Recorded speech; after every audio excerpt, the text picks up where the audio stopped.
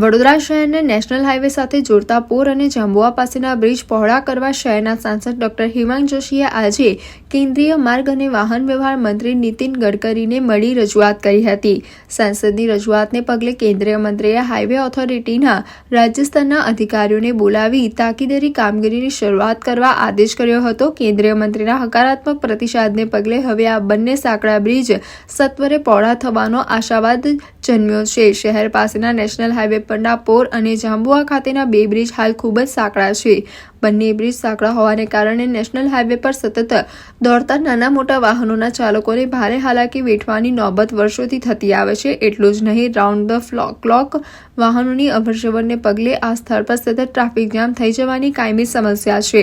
ઉપરાંત પૂરપાટ દોડતા વાહનોના ચાલકો બંને બ્રિજ સાંકડા હોવાને કારણે ગફલતમાં આવી જતા સંખ્યાબંધ વાર આ સ્થળે જાનલેવા અકસ્માતોના બનાવો નોંધાયા છે, જેને પગલે આ બંને બ્રિજ સત્વરે પહોળા કરવાની તાતી જરૂરિયાત ઊભી થઈ હતી। શહેરના લોકપ્રિય યુવા સાંસદ ડોક્ટર હિમાંગ જોશીએ આજે કેન્દ્રીય માર્ગ વાહન વ્યવહાર મંત્રી નીતિન ગડકરીને પ્રત્યક્ષ મળી આ સમસ્યા સત્વરે નિવારવા ગંભીરતાપૂર્વક રજૂઆત કરી હતી। સાંસદની રજૂઆતને હકારાત્મક પ્રતિસાદ આપતા કેન્દ્રીય મંત્રીએ નેશનલ હાઈવે ઓથોરિટી ઓફ ઇન્ડિયાના ગુજરાત રાજ્યના તમામ અધિકારીઓને તાકીદે તેડાવી તેમને આ બંને બ્રિજ પહોળા કરવાની કામગીરી વહેલામાં વહેલી તકે શરૂ કરવા આદેશ કર્યો હતો।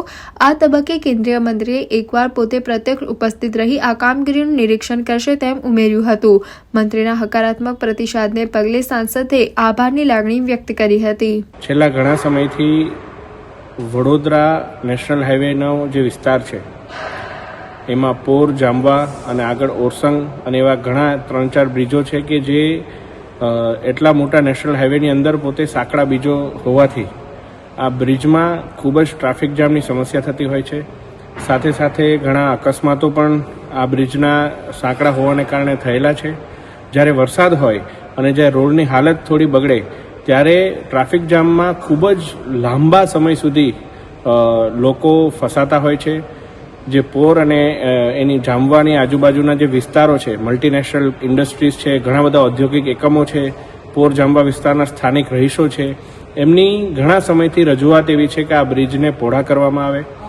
ભૂતકાળમાં પણ અમારા તત્કાલીન સાંસદશ્રીએ પણ ખૂબ સારા પ્રયત્નો કર્યા છે અને એ સમયે નીતિન ગડકરી દ્વારા આ બાબતને સંજ્ઞાનમાં લેવામાં પણ આવ્યું હતું, પરંતુ જ્યારે કોઈ કારણોસર હજુ સુધી એ કામ થયું નથી ત્યારે આજે સંસદના શિયાળા સત્ર દરમિયાન માનનીય રોડ અને ટ્રાન્સપોર્ટ મંત્રી શ્રીમાન નીતિન ગડકરીજીનો સમય માંગી અને ગુજરાતના તમામ નેશનલ હાઈવે ઓથોરિટીના અધિકારીઓનો સમય માંગી અને આ તમામ મુદ્દે ખૂબ જ વિગતવાર ચર્ચા કરી છે અને માનનીય રોડ મંત્રી શ્રીમાન નીતિન ગડકરીજીએ પણ આ બાબતે ખૂબ જ કડકાઈથી અધિકારીઓને સૂચના આપી છે અને આ બાબતનું કામ વહેલીમાં વહેલી તકે શરૂ થશે એવી મને ખાતરી પણ આપી છે। ત્યારે આ એક સારા આશ્વાસન બદલ હું માનનીય મંત્રી શ્રીમાન નીતિન ગડકરીજીનો, માનનીય વડાપ્રધાનશ્રીનો અને સર્વે મોદી 3.0ની સરકારનો અધિકારીશ્રીઓનો ખૂબ ખૂબ આભાર માનું છું।